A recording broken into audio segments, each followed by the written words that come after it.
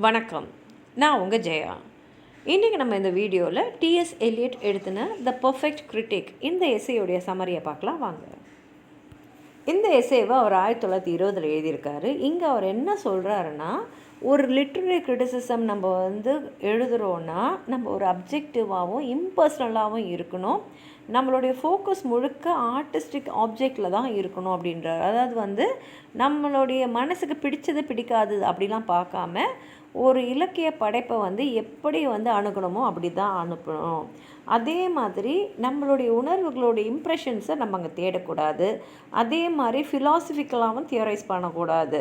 நம்ம எப்படி இருக்கணும்னா, ஒரு நல்ல கிரிட்டிக்காக இருந்தால் நம்மளுடைய அனாலிசிஸ் கான்க்ரீட்டாகவும், நம்மளோட கம்பேரிசன் ரொம்ப ரொம்ப சக்தி வாய்ந்த கம்பேரிசனாக இருக்கணும். நம்மளுடைய பர்சனல் எமோஷன்ஸை நம்ம அதில் காட்டக்கூடாது. அதே சமயத்தில் சில கிரிட்டிக்ஸ் இருக்காங்க, அவங்களோட சொந்த விருப்பு வெறுப்பு எல்லாத்தையும் எடுத்துன்னு போய் அந்த எழுத்தாளருடைய படைப்பு மேலே காட்டுவாங்க. அந்த மாதிரியே செய்யக்கூடாது. அது ஒரு இலக்கியத்துக்கு அது நல்லதே இல்லைன்றாரு. அதே சமயத்தில் சில பேர் என்ன சொல்லுவாங்கன்னா, நான் இப்படி நினைக்கிறேன், எனக்கு இப்படி தான் உணர்வு வந்துடுச்சின்னு ஒரு புக்கை படிக்கும்போது சொல்லுவாங்க. அங்கேயும் கலையை தான் பார்க்கணுமே தவிர நம்ம கொடுக்கக்கூடிய விஷயங்கள் படிக்கிறவங்களுடைய மனசை தவறாக அந்த படைப்பை அணுக வச்சிடும்ன்றதை நம்ம உணர்ந்து இருக்கணும் அப்படின்றதுல இவர் ரொம்ப குறியாக இருக்கார். அதே மாதிரி ஒரு பொயிட்ரியை படிக்கிறோன்னா நம்ம கொஞ்சம் டிட்டாச் ஸ்டேட்மெண்ட்டில் இருக்கணும். நம்மளுடைய பர்சனல் எமோஷன்ஸை நம்ம ஆக்சிடெண்ட்டாக கூட நம்ம அதில் காமிச்சிடக்கூடாது. இதே சமயத்தில் அவர் இன்னொரு விஷயத்தில் வார்ன் பண்ணுறாரு. என்னென்னா, ஒரு விஷயத்தை ரொம்ப ஓவராக ஃபிலாசபிக்கலாக அப்ட்ராக்ட் கிரிட்டிக்காக இருக்கக்கூடாது. அதுக்கு உதாரணமாக ஒரு ஆத்தர் சைமன்ஸை சொல்கிறாரு.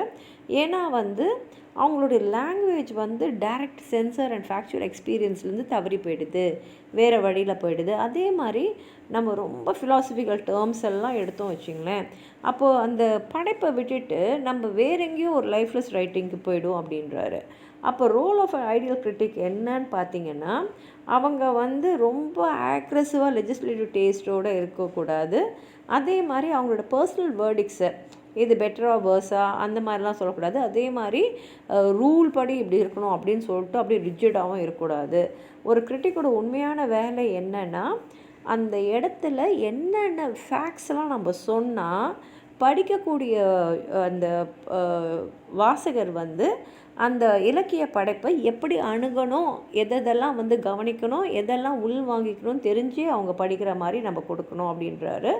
அப்போது ஒரு நல்ல கிரிட்டிக் என்ன பண்ணோன்னா, அந்த ஹை சென்சிட்டிவ்னஸையும் அந்த ஸ்ட்ராங் சென்ஸ் ஆஃப் ஹிஸ்டாரிக்கல் ட்ரெடிஷனையும் மனசில் வச்சுக்கிட்டு ஒரு டிசிப்ளின்டாக, ஒரு இன்டலெக்சுவலி ஃபோக்கஸ்டாக அந்த படைப்பை பற்றி மட்டுமே அதை உண்மையான உள்ளர்த்தத்தோடு ஆய்வு செய்யணும் அப்படின்றது தான் ஒரு நல்ல கிரிட்டிக்கு இருக்க வேண்டிய எண்ணமாக இருக்கணுன்றதை எலியட் இதில் சொல்லியிருக்காரு.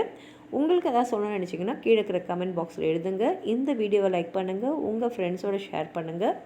சப்ஸ்கிரைப் பண்ணாதவங்களாம் ப்ளீஸ் சப்ஸ்கிரைப் பண்ணி சப்போர்ட் பண்ணுங்கள். நன்றி.